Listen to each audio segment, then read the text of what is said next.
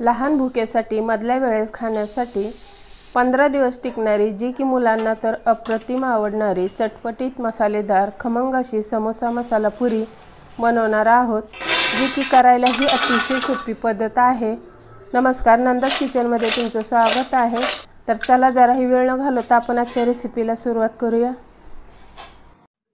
इथे मी 2 वाटी रवा घेतलाय। माझ्याकडे बारीक रवा नव्हता, मोठाच रवा आहे, म्हणून मी ह्याला मिक्सरला फिरवून घेणार आहे। ह्याची मीडियम अशी फाईन पावडर करून घ्यायची। तर इथे पहा, मस्त रवा आपला बारीक फाईन करून झालाय।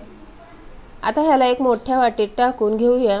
आता ह्यामध्ये असं चमच्याने गोल करून घ्यायचं आणि त्यामध्ये कडकडीत 4 चमचे तेल टाकून मिक्स करून घ्यायचं। इथे रवा मी 2 वाटी घेतला, तर 1 वाटीसाठी 2 चमचे तेल आणि 2 वाटीसाठी 4 चमचे तेल, हे तेल मी कॅटलीतल्या चमच्याने घेतलेला आहे। आता हे छान चमच्याने मिक्स झालं की ह्यामध्ये आता कडकडीत गरम पाणी टाकायचं आहे। पाणी मी तडक्याच्या चमच्यामध्येच गरम केलंय, कारण ह्याला रव्याच्या पिठाला जास्त पाणी लागत नाही, त्यामुळे एकदम पाणी ओतायचंही नाही। आणि हे पीठ मळताना मात्र घट्टच मळायचं, पातळ करायचं नाही, नाहीतर आपलं स्नॅक्स कुरकुरीत होत नाहीत। त्यामुळे ही टिप्स महत्त्वाची आहे। आता हे पीठ मळून झालंय, ह्याला आपण थोडंसं अर्ध्या तासासाठी रेस्टला ठेवायचं आहे, म्हणजेच हे चांगलं मुरलं जातं। तोपर्यंत आपण थोडासा चाट मसाला बनवून घेऊया ह्या समोसा मसाला पुरीवर टाकण्यासाठी। तर इथे मी मॅगी मसाला घेतलेला आहे, ह्याऐवजी तुम्ही पास्ता मसाला, चीजलिंग मसाला ही टाकू शकता। ह्यामध्ये 1 चमचा लाल तिखट टाकून मिक्स करून घ्यायचं। मॅगी मसाल्यामध्ये ऑलरेडी मीठ असतं, त्यामुळे ह्यामध्ये आपण मीठ नाही टाकणार आहोत। आता हा झाला आपला चाट मसाला तयार। तर पहा, पीठ चांगलं मुरलेलं आहे। आता ह्याचा एक गोळा घेऊन बाकीचं पीठ झाकून ठेवायचं, नाहीतर ते आणखीनच घट्ट होत जातं। तर पहा, मस्त अशी पातळ पोळी लाटून घेणार आहोत। न पीठ लावता सुद्धा लाटू शकतो, पण काय होतं, कोरडं पीठ न लावल्याने जास्त पातळ पोळी लाटली जात नाही, त्यामुळे इथे मी थोडंसं कोरडं पीठ टाकून लाटून घेतले। पहा, जशी लाटेल तसं हे पीठ पातळ होत जातं, कारण तेलामुळे ते पसरलं जातं। तर ह्याला आपण चाकूने किंवा असं पिझ्झा कटरनेही काप करून घ्यायचे। ह्याच्या कडा अशा बाजूला काढून घ्यायच्या आणि मधल्या पट्ट्या अशा एक बाजूला ठेवून द्यायच्या आणि एक पट्टी घेऊन आता ह्याला आपण लहान मोठ्या किंवा त्यापेक्षाही मीडियम जसा पाहिजे तेवढ्या साईजचा समोसाचा आकार देऊ शकतो। तर इथे पहा, जास्तही बारीक किंवा जास्तही मोठ्या साईजमध्ये बनवू शकतो। तर पहा, एकदम साधी सोपी पद्धत आहे समोसा बनवण्याची, काही अवघड नाही। करायला गेलं की सगळं सोपं वाटतं।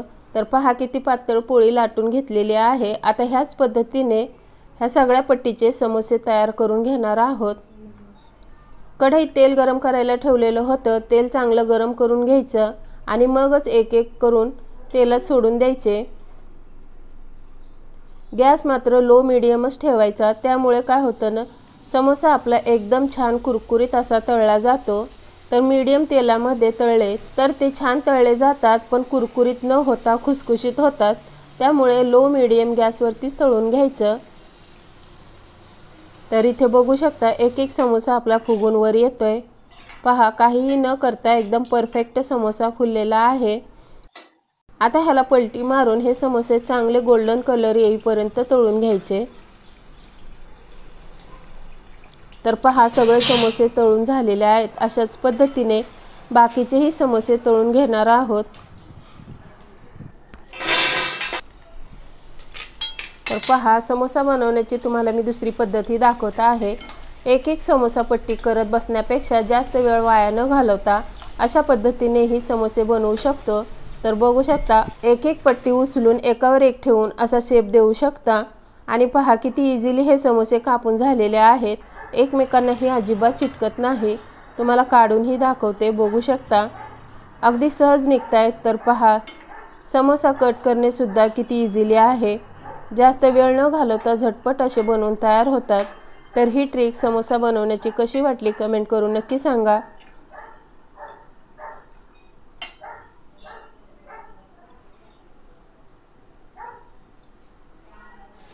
तर पहा, इथे थोडेसे मोठे समोसे बनवलेत, तेही बघू शकता। हे समोसे थोडेसे मोठेच बनवलेत, तेही बघू शकता। एकदम परफेक्ट समोसे दिसतायत।